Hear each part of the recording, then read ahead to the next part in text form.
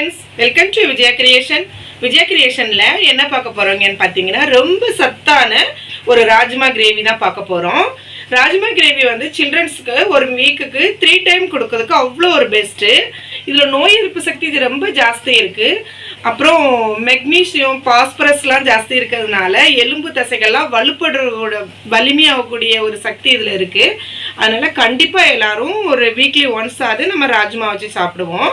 நான் அடிக்கடி ஸ்கூலுக்கு சப்பாத்திக்கு காம்பினேஷனாக ராஜ்மா கிரேவி வைக்கிறது உண்டு. ஸோ அதெல்லாம் நான் இப்போ போட்டிருக்கிறேன். உங்களுக்கு தேவைப்பட்டால் நீங்கள் இதே மாதிரி செஞ்சு பசங்களுக்கு ஸ்கூலுக்கு கூட டிஃபனுக்கு செஞ்சு அனுப்பலாம். வாங்க எப்படி பண்ணலான்னு பார்க்கலாம். ஃப்ரெண்ட்ஸ், இப்போ பார்த்தீங்கன்னா ஒரு 500 கிராம்ஸ் வந்து நான் ராஜ்மா எடுத்து வச்சு அதை ஓவர் நைட் நான் வந்து சோக் பண்ணி எடுத்து வச்சுருக்கேன். மினிமம் 8 hours அது ஊறினா தான் நம்மளுக்கு அது பாயில் பண்ணும்போது நல்லா எக்தம் சாஃப்டாக பாயில் ஆகும். இந்த மாதிரி நல்லா ஊற வச்சு எடுத்துக்கோங்க. ராஜ்மாவில் ஏகப்பட்ட நன்மைகள் இருக்குது. வீக்லி 3 டைம் நம்ம சில்ட்ரன்ஸ் கொடுத்தா அவ்வளோ பெஸ்ட் இது. இப்போ நம்ம அதை பாயில் பண்ணுறதுக்காக ஒரு குக்கர் எடுத்து அதில் ராஜ்மாவை ஊற வச்ச ராஜ்மாவை கொட்டிக்கோங்க. இப்போ அது வேக வைக்கிறதுக்கு தேவையான அளவு தண்ணி விட்டுட்டு அது கூட நம்ம உப்பும் பேக்கிங் சோடாவும் போட போகிறோம். இப்போ நம்ம ராஜ்மாவுக்கு தேவையான உப்பு மட்டும் போட்டுட்டு ஒரு 1/2 ஸ்பூன் 1/4 ஸ்பூன் அளவு இருந்தால் கூட போதும் பேக்கிங் சோடா போட்டு அதை நல்லா க்ளோஸ் பண்ணி நல்லா அவங்கவுங்க குக்கருக்கு தகுந்த மாதிரி விசில் வச்சுக்கோங்க. நல்லா பாயில் ஆகணுன்னா நான் 10 விசில் வச்சுருக்கிறேன். அந்த அளவுக்கு பாயில் ஆயிடுச்சு. அதுவும் பேக்கிங் சோடா போட்டதுனால நல்லா பாயில் ஆகிடும். இது ஒரு டிப்ஸு தான், இதை யூஸ் பண்ணுங்கள். பேக்கிங் சோடா ஒரு 1/4 ஸ்பூன் போட்டு வேக வச்சு பாருங்கள் எப்படி வந்திருக்குன்ட்டு. அவ்வளோ எக்தம் சாஃப்டாக வெந்துடுச்சு. இப்போ அடுப்பை கேஸ் ஆன் பண்ணி கடாய் எடுத்து வச்சிட்டோம். கடாய் எடுத்து வச்சுட்டு அதில் ஒரு போதுமான அளவு நம்ம கொஞ்சம் பட்டர் போட்டுட்டு அப்புறம் ஒரு ஸ்பூன் அளவு ஆயில் மிக்ஸ் சேர்த்து விட்டுக்கோங்க. பட்டர் நல்லா அழகாக சிம்மில் வச்சு அது பாயில் ஆன உடனே நம்ம ஒரு வத்த இலையும் போட்டு 1 ஸ்பூன் அளவு சீரகமும் போட்டு அதை நல்லா ஃப்ரை பண்ணிக்கோங்க.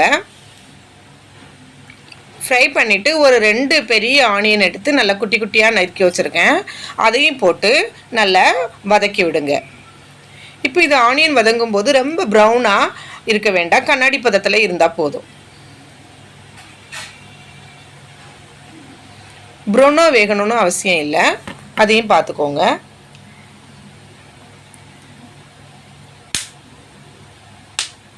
சீரகம், பே லீஃப், அப்புறம் ஆனியன். ரொம்ப சிம்பிளான ரெசிபி, பட் ரொம்ப பெஸ்ட்டான ஒரு ரெசிபி இது.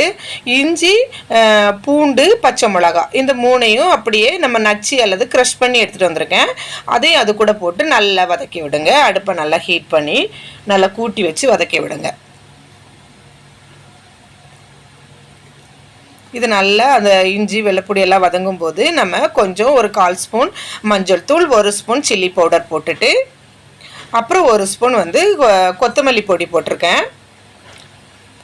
அப்புறம் ஒரு சின்ன ஸ்பூன் 1 ஸ்பூன் வந்து கரம் மசாலா போட்டுக்கோங்க. நல்ல மணமான ஒரு கரம் மசாலா, இந்த சுகானா கரம் மசாலா. அப்புறம் ஒரு 1/4 ஸ்பூன் வந்து சீரகப்பொடி போட்டிருக்கேன். அதையும் போட்டுட்டு நல்லா பச்சை மணம் போகிற வரைக்கும் நல்லா கிண்டி விடுங்க.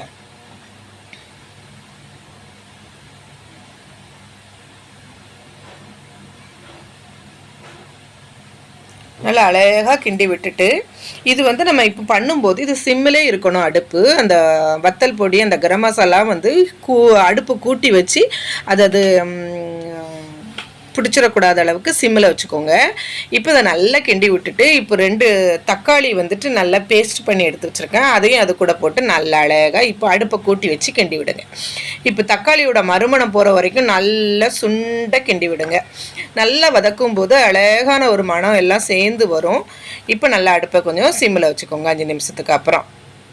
இப்போ நல்லா இதை நல்லா மறுமணம் வர வரைக்கும் கிண்டி விட்டுட்டு தக்காளியோட மறுமணம் வரும்போது நம்மளுக்கு அது மணத்துலேயே நம்மளுக்கு தெரியும். அந்த டைமில் இப்போ நம்ம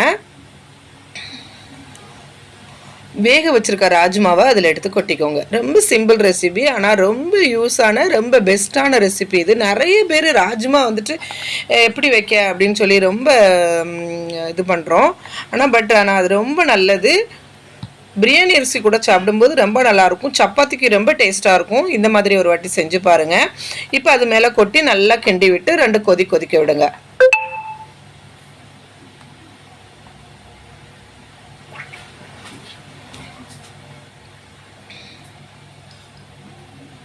நல்லா இப்போ கொதிக்க விட்டு கொஞ்சம் ஒரு 5 நிமிஷம் மூடி வச்சு கொதிக்க விடுங்க. கொதிச்சு விட்டுட்டு கஸ்தூரி மேத்தி எடுத்து ஒரு ஸ்பூன் அளவு எடுத்து நல்லா கையில் வச்சு க்ரஷ் பண்ணி நல்லா கசக்கி விட்டுட்டு அது மெல்ட்டால் தூவி விடுங்க. அது கொதிச்சு வரும்போது இப்போ மசாலா ராஜ்மா எல்லாம் சேர்ந்து நல்ல அழகான ஒரு மணமான ஒரு ராஜ்மா கிரேவி கிடச்சிடுச்சு. இதுக்கு மேலே நம்ம கஸ்தூரி மேத்தி தூவி விட்டுக்கலாம். இப்போ ராஜ்மா ரெடி ஆகிட்டு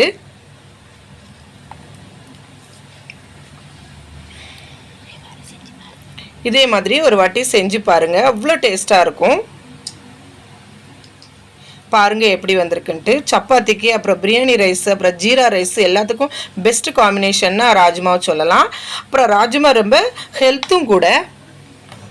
கேன்சர் வர்றதுக்கு கூட ஒரு காரணமான பொருட்கள் இந்த காரணிகளெல்லாம் இது தடுக்குதுன்னு சொல்கிறாங்க டாக்டர்ஸ்லாம். அந்த அளவுக்கு இது ஒரு பெஸ்ட்டு. எலும்பு வலுப்படுறதுக்கும் தசைகள் வலுப்படுறதுக்கும் ரொம்ப யூஸாக இருக்குது. இந்த மாதிரி பசங்களுக்கு செஞ்சு கொடுங்க. பாருங்க எப்படி வந்திருக்குன்ட்டு. பார்க்கறதுக்கே அவ்வளோ அழகாக வந்திருந்தது. நான் அடிக்கடி ஸ்கூலுக்கு சப்பாத்திக்கு ராஜ்மா பண்ணுறேன்.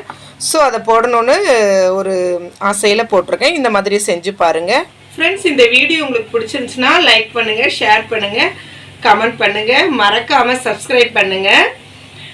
தேங்க்யூ.